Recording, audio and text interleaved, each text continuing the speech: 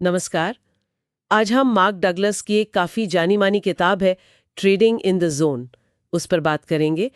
मतलब ट्रेडिंग के मनोविज्ञान पर। हाँ बिल्कुल। हमारे पास इस किताब के कुछ अंश हैं और देखिए, हमारा मकसद ये समझना है कि लगातार अच्छी ट्रेडिंग के लिए सिर्फ स्ट्रैटेजी काफ़ी क्यों नहीं है, क्यों दिमाग और जज्बातों पर काबू पाना ज़्यादा ज़रूरी हो जाता है। सही कहा। तो ये बातचीत किसी टेक्निकल एनालिसिस या चार्ट वगैरह के बारे में नहीं होगी। नहीं नहीं, ये दिमाग के खेल के बारे में है जो असल में हार जीत तय करता है। तो किताब का सबसे बड़ा आइडिया फिर क्या है? ऐसा लगता है लेखक कह रहे हैं कि बाजार में टिके रहने और पैसा बनाने का राज वो स्ट्रैटेजी में उतना नहीं है। हाँ, मतलब राज आपकी सोच में है, आपकी मानसिक स्थिति में। ये सुनने में थोड़ा शायद उल्टा लगे, बिल्कुल। क्योंकि ज्यादातर लोग तो बस वो परफेक्ट स्ट्रैटेजी ढूंढते रहते हैं। हाँ, और यहीं डगलस का पहला बड़ा सबक आता है। वो कहते हैं, बाजार का जादूगर बनने की कोशिश छोड़िए। अच्छा। असली खेल है अपने दिमाग को साधना। स्ट्रैटेजी बाद में आती है, क्योंकि बाजार बाजार तो अप्रत्याशित है, कभी भी कुछ भी हो सकता है। तो सफलता भविष्यवाणी करने में नहीं है, बल्कि इस सच्चाई को अपनाने में है और अपने प्लान पर टिके रहने में, चाहे कुछ भी हो। ठीक है, तो अगर हम भविष्यवाणी नहीं कर सकते तो फिर एक ट्रेडर सोचे कैसे? आपने कहा प्लान पर टिके रहना।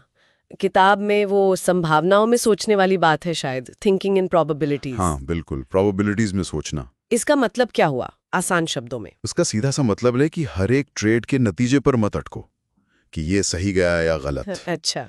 बल्कि ये देखो कि अगर आप अपनी स्ट्रैटेजी पर टिके रहते हो लगातार, तो लंबे समय में क्या होगा, औसत क्या निकलेगा। जैसे कसीनो वाला सोचता है। बिल्कुल। कसीनो का मालिक हर बाजी जीतने की नहीं सोचता। उसे पता है कि अगर खेल चलता रहा तो ऑड्स उसके पक्ष में है। ट्रेडर को भी ऐसा ही सोचना है, अपनी स्ट्रैटेजी के एज पर भरोसा करना है, ये मानना है कि हर ट्रेड बस उस बड़े खेल का एक हिस्सा है। ये बात समझने में तो ठीक है, पर असल ट्रेडिंग में करना उफ, बहुत मुश्किल होता होगा जब स्क्रीन पर पैसे घट बढ़ रहे हों और वो डर। हाँ, डर।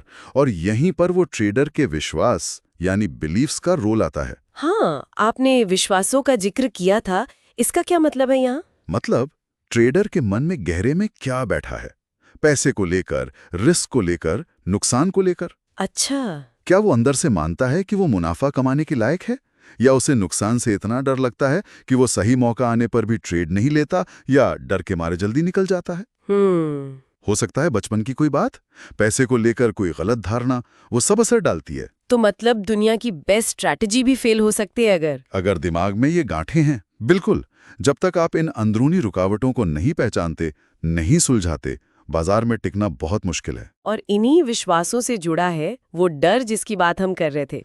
डगलस तो डर को सबसे बड़ा दुश्मन कहते हैं, है ना? हाँ, सबसे बड़ा दुश्मन। गलत साबित होने का डर, हाँ, पैसा खोने का डर, या फिर वो क्या रे मौका छूट ना जाए, फोमो जिसे कहते हैं। Fear of missing out. हाँ, ये बहुत होता है। और यही डर है जो आपसे खराब फैसले करवाता है। जैसे कोई उदाहरण? जैसे मान लीजिए आपकी स्ट्रैटेजी कहती है कि ट्रेड को होल्ड करो, बड़ा प्रॉफिट हो सकता है, लेकिन डर के मारे आपने छोटा सा प्रॉफिट लिया और निकल गए। हाँ, होता है। या फिर नुकसान हो रहा है, स्ट्रैटेजी कह रही है निकलो, पर आप उम्मीद में बैठे हैं कि भाव वापस आएगा, क्योंकि नुकसान बुक करने से डर लग रहा है। तो मतलब डर की वजह से ट्रेडर अपनी ही बनाई स्ट्रैटेजी के खिलाफ चला जाता है।